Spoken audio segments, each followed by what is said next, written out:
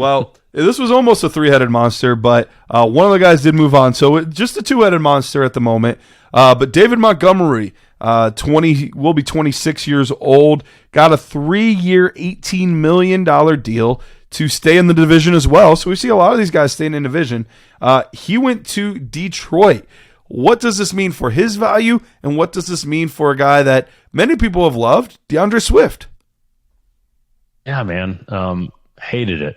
But, I mean, I think it's better than having Jamaal Williams, to be honest. You know what I mean?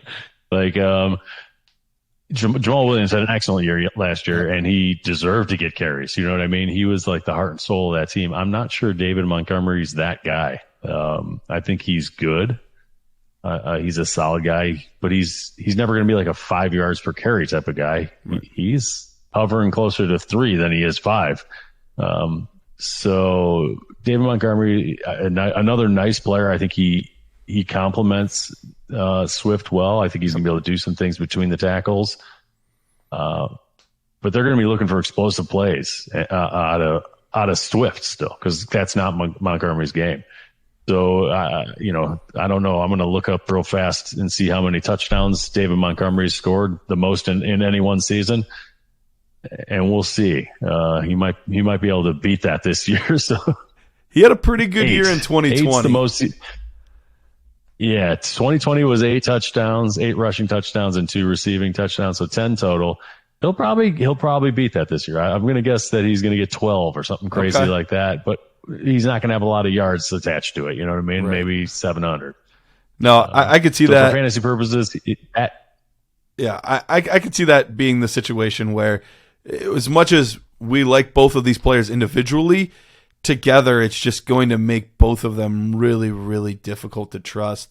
We heard Campbell say that he needed more out of Swift, and he needs to be on the field, and it's just I'm gonna have a hard time. They're too big of a names to not have in your lineup, but I feel like it's just going to get to the point where you're like, I don't know that I can trust either one of these guys. I don't know that the offense is dynamic enough. Although, that being said, they will have one of the best offensive lines in football. So that is something they do have going for them.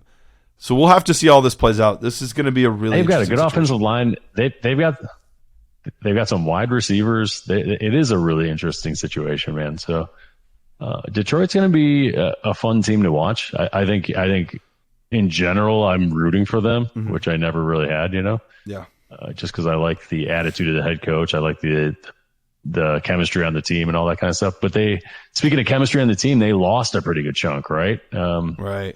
We're going to have to see kind of when Jamaal Williams went from Detroit to New Orleans.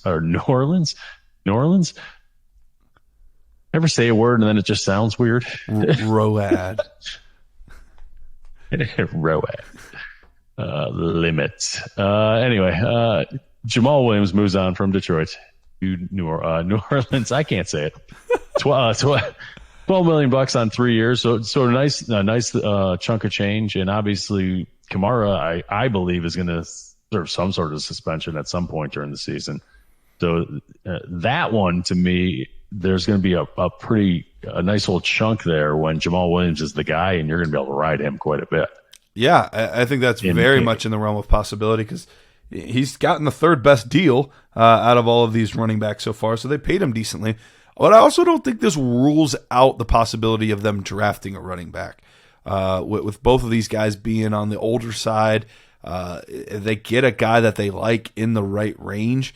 I do think that's in the realm of possibility. So definitely something that I'm keeping an eye on.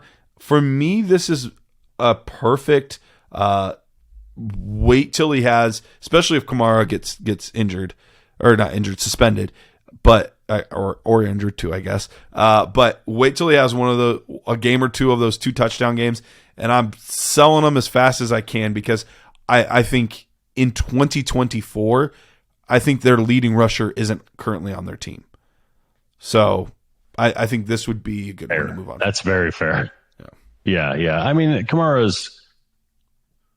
he hasn't been the same, I feel like, in a couple of years, as far as, just being the man. And if you're not that explosive, crazy playmaker, the chance of a team wanting to pay you is pretty slim. So they're going to be looking to make a move. And while Williams is a really nice, he's a great person and a funny, hilarious guy, and he is a talented running back.